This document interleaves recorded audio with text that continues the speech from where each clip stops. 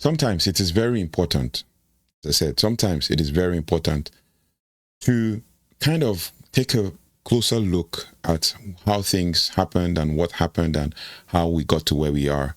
Sometimes it's important to take yourself out of the situation and look at it from the overview point, from the point of view of like from the outside. Now, at one point in time, somebody was once the golden boy of Manchester United, you know. Now, we're going to actually take a deep dive into Marcus Rashford. We're tackling, the most talked about transfers this summer. I mean, we're talking about the most talked about transfer right as of today because it's literally trending, right? Marcus Rashford's dramatic departure from Manchester United and his new chapter at Barcelona. I mean, it's a story that is soaring highs, perplexing lows. This is a story of soaring highs, perplexing lows, and a quest for redemption. The Marcus Rashford that everybody loves and, has been lauded as one of the guys who was the success of the Manchester United famed academy. And then obviously things didn't go as planned. Now he's moved to Barcelona, but we're just going to talk about it, break it down from before the fallout to how it has turned out to be right now. But for the record, Marcus Rashford has moved to Barcelona on loan till June 2026 with an option to buy for 30 million euros. But let's break it down before we get to this point. Now, just a couple of seasons ago, Marcus Rashford was the golden boy of Old Trafford. The 22-23 season saw him hit a career best 30 goals across all competitions, earning him as Manchester United's Player of the Year, a Manchester United Player of the Year award. Now, he was rewarded with a massive 5-year contract, reportedly worth around £325 million. £325,000 a week. 5-year contract worth £325,000 a week, with the club expecting him to lead their attack for years to come. But then something shifted.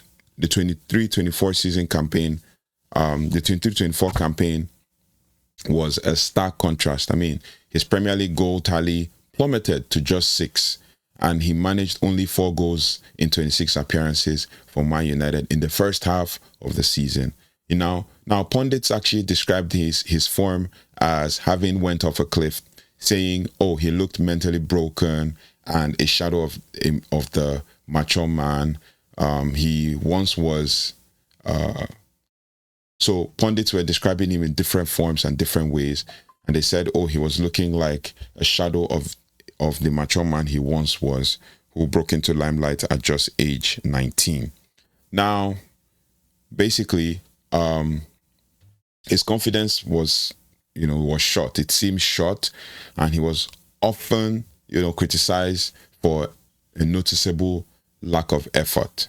Beyond the on-field struggles, concerns about Rashford's professionalism, discipline, and work ethic was reportedly surfacing even before the new manager Ruben Amorim arrived. We saw public incidents like him being reprimanded by the then manager Eric Ten Hag for attending a nightclub after a big Manchester derby loss. That's Man United lost to Man City that day. Then in January 2024, he was called. So that Man City loss was in 2023, I think November 2023 or something. Then in January 2024, he called in sick for training and missed the FA Cup tie, only for reports. Missed an FA Cup tie only for reports to confirm that he'd been partying in Belfast until late in the night before, and then this led to a reported $650,000 euros fine and a stern warning from former United captain Gary Neville, who cautioned that this is basically in the media, who cautioned that this pattern could, in quotes, as I said, become your personality if you're not careful. These recurring issues under different managers suggested a deeper problem, whether it was a cultural issue at United or a personal struggle for Marcus Rashford. Now, this brings us to the arrival of Ruben Amorim on November 11th, appointed as Manchester United first team head coach.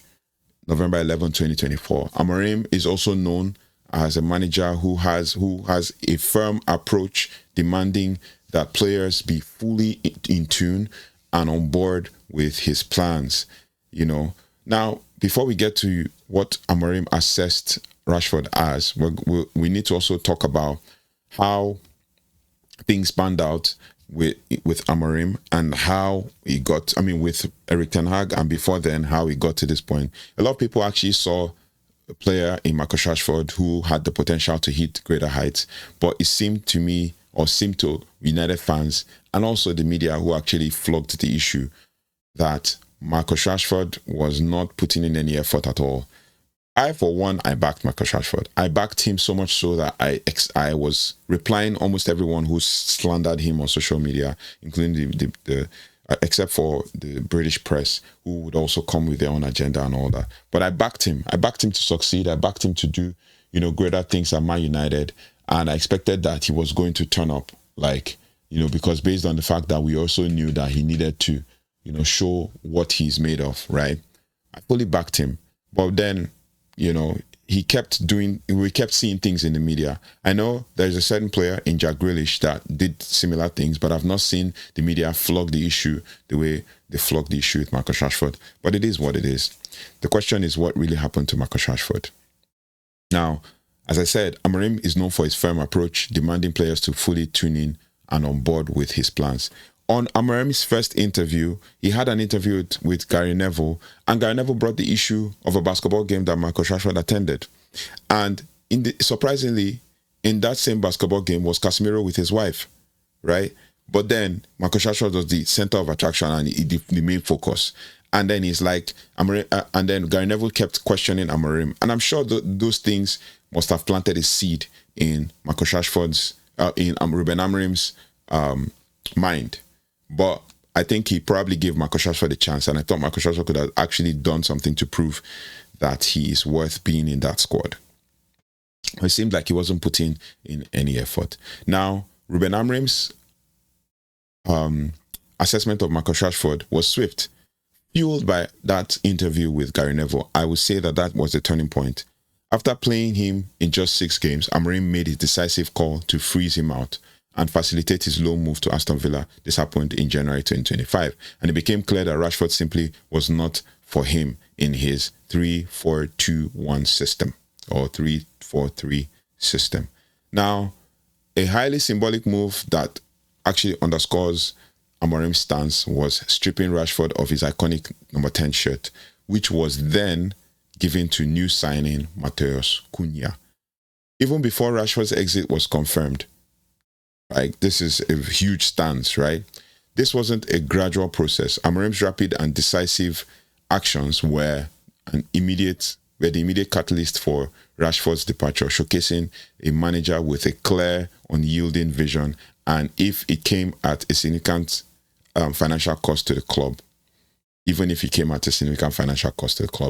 think about it from the perspective of Amorim made the decision, the club backed him, and so be it. And what a cost it was, basically. Manchester United's hierarchy showed a huge leap of faith in Amorim, unequivocally backing his ruthless stance, right? Remember the £325,000 a week contract that was signed in 22-23 season? The loan to Barcelona with an option to buy for a reported £26 million, which is, between 26 to 30 million pounds, represents a substantial financial hit. Because obviously, Manchester United were saying that they wanted £40 million for Marcus Rashford. Obviously, the option to buy for Barcelona will be 26 to 30 million pounds. Man United is taking a hit.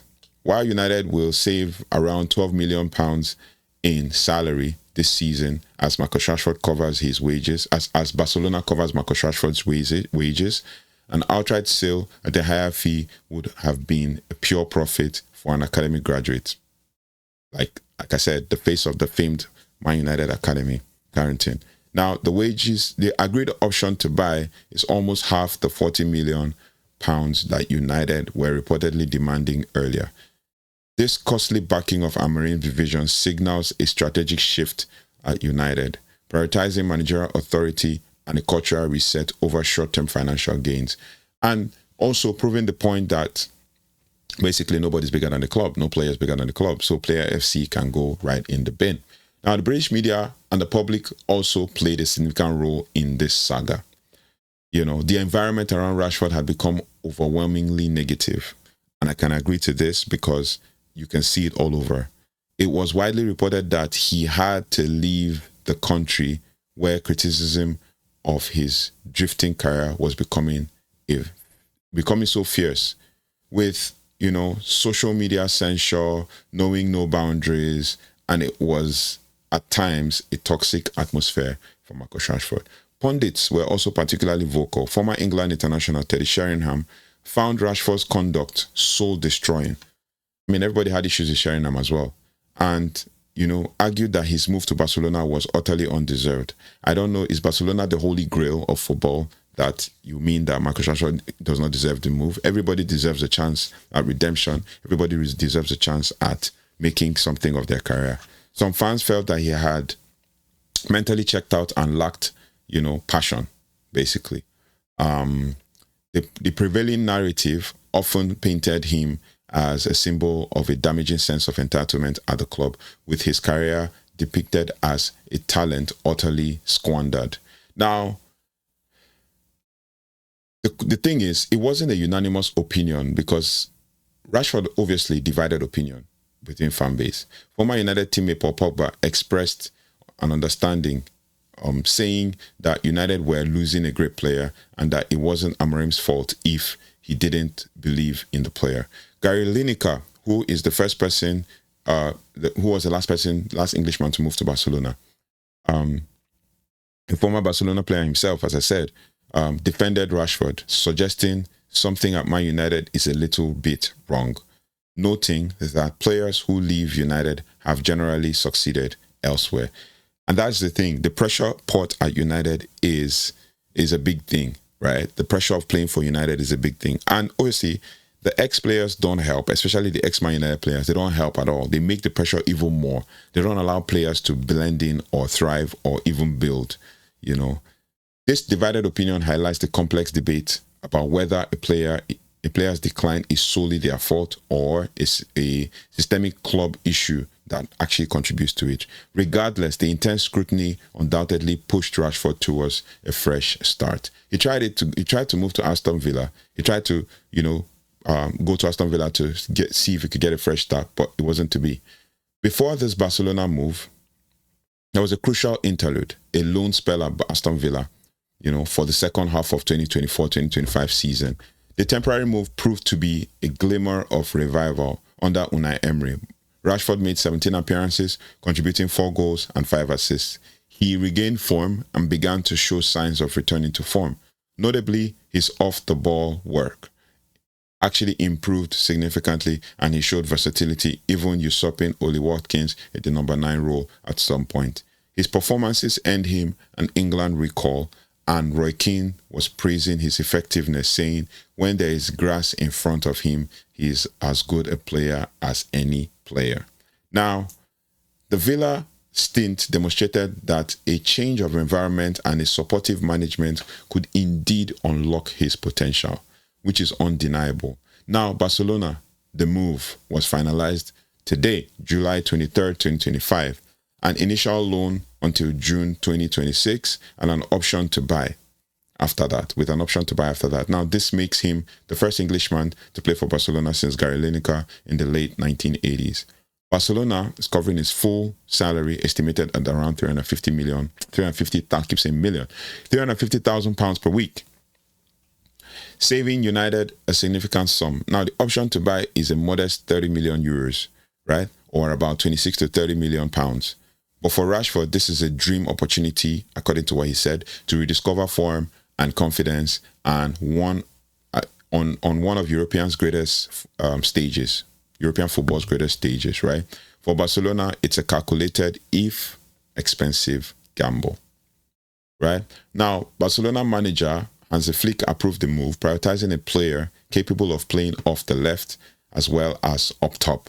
This aligns perfectly with Rashford's preferred left-wing role and his recent success as a number 9. Now, Flick's system demands high intensity mixed with high pressing and and fast transitions, requiring durable fitness levels. Rashford's improved off-the-ball work at Villa suggests that he can actually meet these demands. We could see him also in preseason or off-season, when he was working really hard in the gym and working on his fitness and his pressing and his passing and energy and endurance and all of that. While he faces competitions from, Rafinha on the left wing and Lewandowski up top, his versatility will be key as well, potentially rotating as a left wing or even as a central striker as Lewandowski's minutes are managed, which is also good for them. And he gets a chance to work with Lamine Yamal as well, because he has been talking about it all summer. Now, this is a pivotal campaign for Marcus Rashford. Success in Spain will determine if Barcelona makes the move permanent, and is vital for his ambition to secure a spot in England's squad for the World Cup finals in 2026. His reported willingness to take a pay cut and his long-held desire for his dream move underscores his personal motivation. So, what do we take away from this? What's your takeaway? Marcus Rashford's departure from Manchester United was a complex one, mixed with, declining performance, disciplinary issues, and a clash with the new, uncompromising manager. Manchester United's hierarchy backed Amorim even at a financial cost, signaling a commitment to a cultural reset. The intense British media scrutiny also further pushed Rashford towards a fresh start. Now everybody is like, oh, it's good for him as he's going to Barcelona. There must be something wrong with Manchester United and all of that. It's all good. The media agenda is real. That's one thing that people need to understand. And they will peddle anything to make you think certain things, especially about your club, Manchester United.